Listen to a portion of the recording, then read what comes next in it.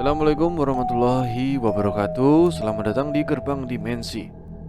Di video kali ini saya akan menceritakan sebuah kisah horor yang diangkat dari kisah nyata yang berjudul Istriku Melahirkan di Rumah Sakit Terbengkalai. Untuk nama dan tempat akan saya samarkan demi kepentingan privasi. Dan sebelum lanjut ke ceritanya, jangan lupa subscribe channel ini dan nyalakan loncengnya agar tidak ketinggalan cerita horor lainnya dari channel Gerbang Dimensi. Dan seperti apa kisah kali ini? Langsung saja kita ke ceritanya. Istriku melahirkan di rumah sakit terbengkalai.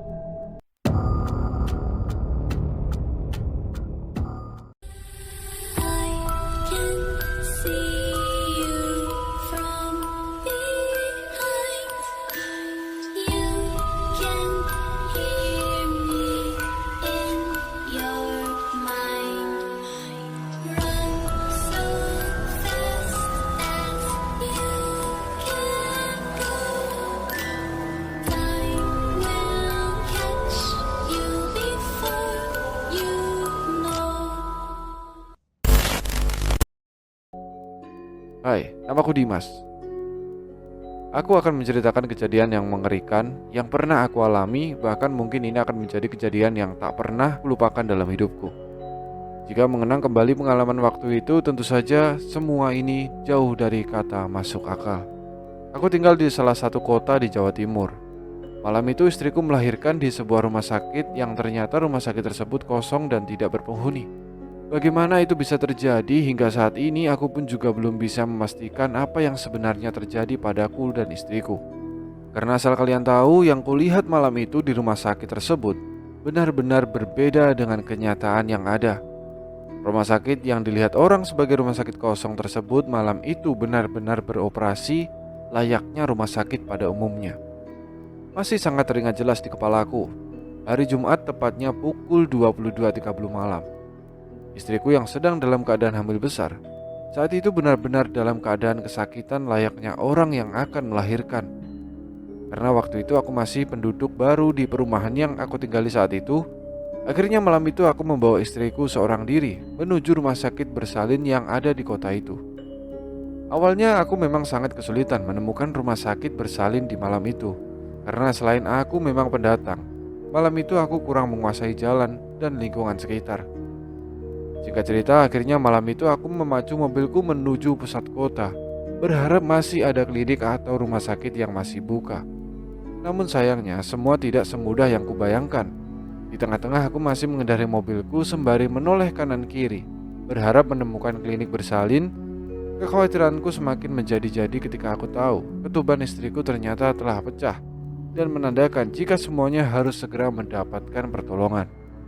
Dan untungnya di tengah-tengah kebingunganku dengan keadaan istriku, aku pun memutuskan untuk berhenti dan bertanya pada seorang laki-laki parubaya yang berdiri di pinggir jalan sendirian.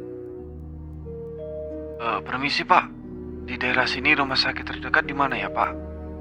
Tanyaku gugup dan sedikit panik waktu itu. Sampean lurus saja, nanti ketemu perempatan, kamu belok kiri.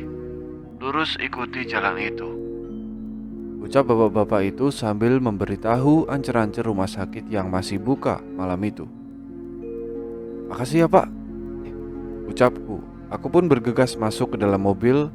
Namun anehnya ketika aku baru masuk mobil dan menoleh ke arah bapak tadi, aku sedikit shock. Karena dalam sekejap bapak itu sudah pergi entah kemana. Aku pun hanya bisa terdiam. Loh, bapak-bapak tadi kemana ya? Kok cepat banget hilangnya? Ucapku dalam hati. Tanpa berpikir panjang, aku pun bergegas melajukan mobilku menuju rumah sakit yang dibilang bapak tua itu. Awalnya aku memang sedikit curiga, karena setahuku kalau dari perempatan itu belok kiri adalah jalan persawahan dan melewati sebuah pemakaman umum. Dan tanpa memperdulikan hal itu, aku pun akhirnya berusaha terus berpikir positif dan terus melajukan mobilku dengan kencang. Hingga akhirnya aku pun ternyata sampai di sebuah rumah sakit yang ternyata ada di daerah tersebut. Malam itu aku melihat rumah sakit tersebut tidak berbeda dari rumah sakit pada umumnya. Bangunan lamanya dengan dikelilingi pohon beringin yang rimbun menambah kesan jika rumah sakit tersebut sudah berdiri sejak lama. Dan tanpa memikirkan semua itu, akhirnya aku pun segera masuk ke dalam rumah sakit tersebut dengan harapan aku segera mendapat bantuan. Singkat cerita, ketika aku masuk di bangunan utama rumah sakit tersebut, aku disambut oleh dua perempuan berbaju putih, lengkap dengan papan nama yang menempel di dadanya. Bahkan aku pun juga ingat jika papan nama kedua perempuan tersebut bertuliskan Lucy dan Sekar. Merekalah yang malam itu akhirnya menuntun istriku dan membawanya masuk ke dalam ruangan yang berada tepat di belakang ruang reservasi. Tapi sayangnya ketika aku hendak mengikuti istriku masuk ke dalam, aku dihadang oleh seorang laki-laki berpakaian putih dengan papan nama di dadanya yang bertuliskan Sakti, yang usianya sekitar 30-35 tahun. Seraya memberi tanda jika lebih baik aku menunggunya di sini saja, biar semuanya diurus oleh mereka. "Pak, tunggu di sini saja ya, nanti juga dipanggil. Kalau gitu saya permisi ya Pak," ucap laki-laki tersebut. Awalnya aku tidak terlalu menghiraukan ucapan laki-laki tersebut karena yang ada di pikiranku saat itu hanyalah keselamatan istriku. Namun anehnya, ketika aku berbalik bermaksud ingin bertanya pada laki-laki itu, ia sudah menghilang. Sama persis dengan kejadian waktu aku bertanya arah rumah sakit ini pada seorang bapak parubaya tadi. Seketika itu suasana rumah sakit itu nampak sepi dengan kondisi lampu depan rumah sakit yang saat itu memang tiba-tiba mendadak mati. "Kok jadi begini ya?" ucapku dalam hati. Malam itu aku memang sempat melihat adanya beberapa pengunjung rumah sakit tersebut yang terlihat sedang istirahat di sudut-sudut ruangan rumah sakit ini. Aku melihat ada dua orang laki-laki dan perempuan sedang tiduran di atas lantai dengan dua anak kecil yang terlihat bermain-main meskipun dengan masih mengenakan baju pasien, dan terlihat ada sebuah lilitan perban di kepalanya dan kakinya.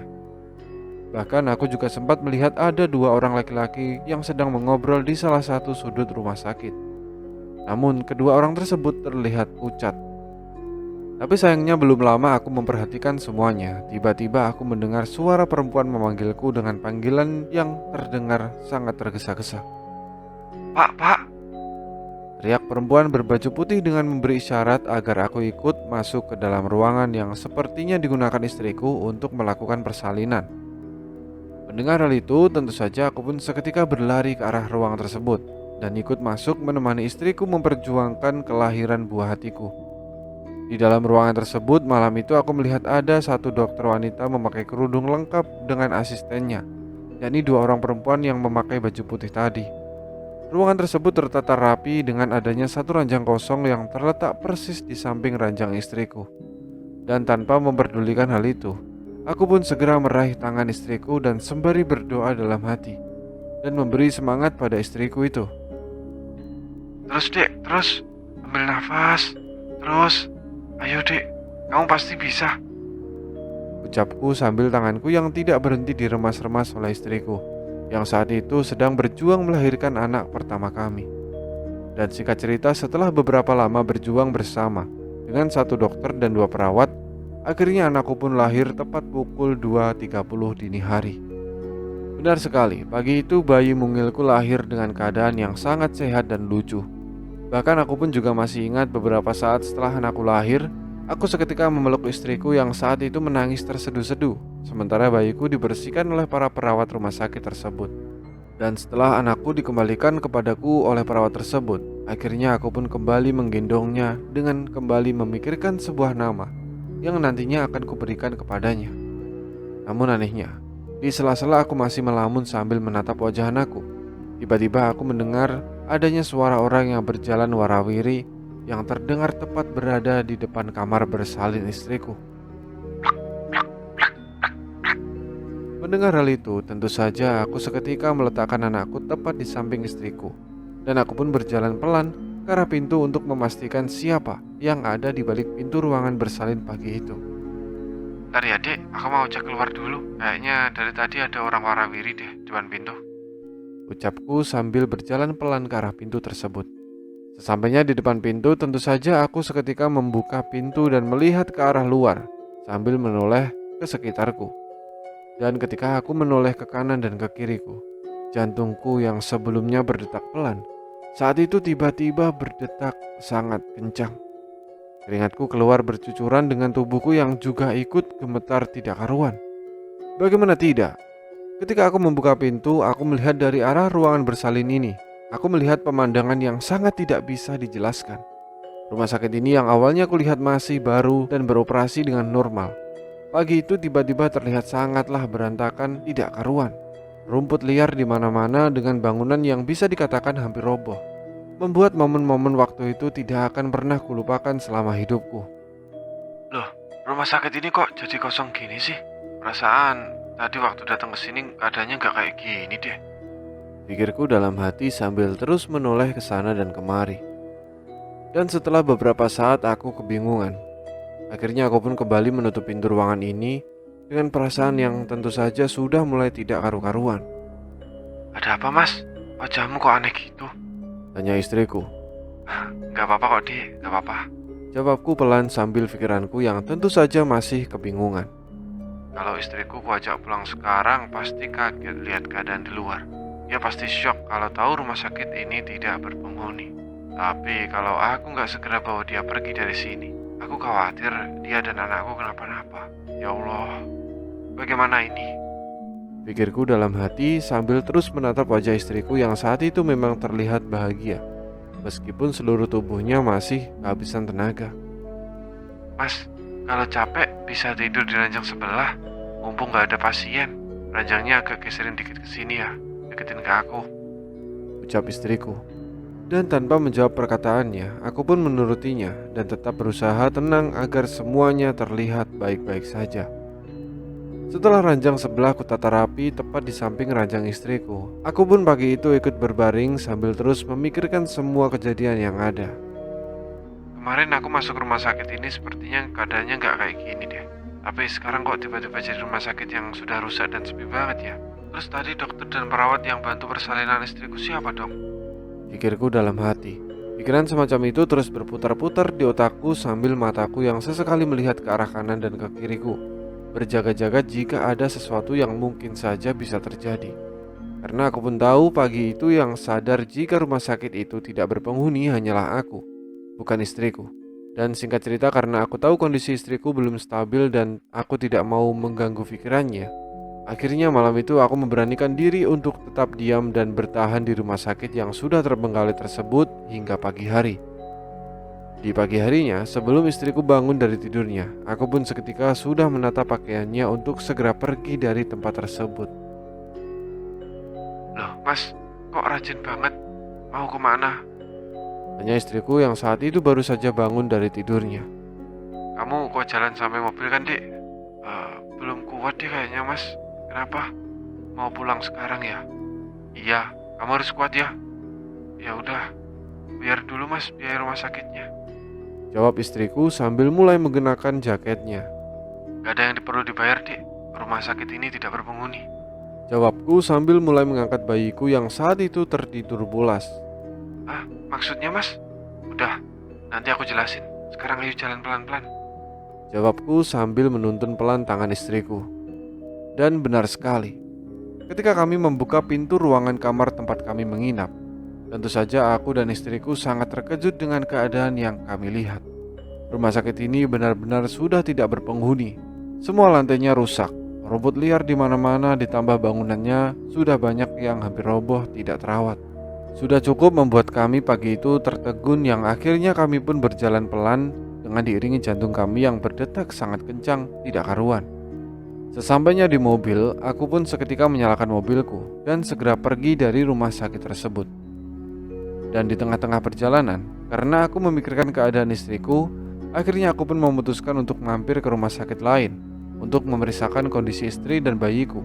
Apakah mereka masih dalam keadaan baik-baik saja? Dan singkat cerita di rumah sakit tersebutlah kami akhirnya menceritakan apa yang sudah kami alami semalam. Semuanya aku ceritakan perlahan dengan tidak ada satupun yang aku lewatkan. Ya pak, jadi kemarin malam istri saya kesakitan. Sepertinya sudah waktunya melahirkan. Dan tanpa pikir panjang, saya langsung tancap gas ke arah pusat kota. Karena saya dan istri saya masih belum terlalu hafal daerah sini, karena kami pendatang. Nah, waktu di perjalanan, saya bertanya pada seorang laki-laki parubaya yang akhirnya menunjukkan ancer-ancer rumah sakit tersebut. Sesampainya di rumah sakit itu, kami disambut dua perawat berbaju putih dan tanpa banyak tanya, Mereka langsung bawa istri saya masuk ke dalam ruangan bersalin. Waktu nolongin istri saya melahirkan, semuanya diam saja. Gak ada satupun yang berbicara. Nah, setelah bayiku lahir, mereka semua keluar dan tidak pernah kembali lagi. Saya sadar kalau itu rumah sakit kosong ketika saya gendong bayi saya, dan saya ngerasain ada banyak suara langkah kaki mondar-mandir di depan pintu ruang bersalin. Jadi saya ceklah keluar. Pas keluar ruangan bersalin, rumah sakitnya udah kelihatan rusak dan tidak terawat. Padahal saya ingat betul, ketika saya masuk, semuanya masih normal. Lampu, lantai, dan dinding masih sangat baru. Tuturku jelas. Itu rumah sakit kosong, Pak. Jawab dokter yang saat itu mendengarkan semua ceritaku bersama dengan beberapa asisten dokter dan pengunjung lain rumah sakit tersebut yang terlihat tidak percaya dengan apa yang kukatakan. Dan setelah kondisi istriku dan bayiku dipastikan aman dari hal-hal yang tidak diinginkan, akhirnya aku pun pulang dengan perasaan yang sangat tidak karuan. Bagaimana tidak, malam itu istriku ternyata benar-benar bersalin di rumah sakit yang tak berpenghuni. Dan bayiku lahir dengan keadaan selamat dengan bantuan makhluk halus. Pengalaman itu tentu saja tidak akan pernah bisa aku lupakan selama hidupku. Andai saja waktu itu aku tidak bisa keluar dari rumah sakit tersebut, mungkin sekarang aku tidak di sini untuk menceritakan pengalaman ini. Dan mungkin cukup sekian cerita horor kali ini. Jika kalian suka dengan kisah ini, kalian bisa like video ini. Terima kasih sudah menonton. Wassalamualaikum warahmatullahi wabarakatuh.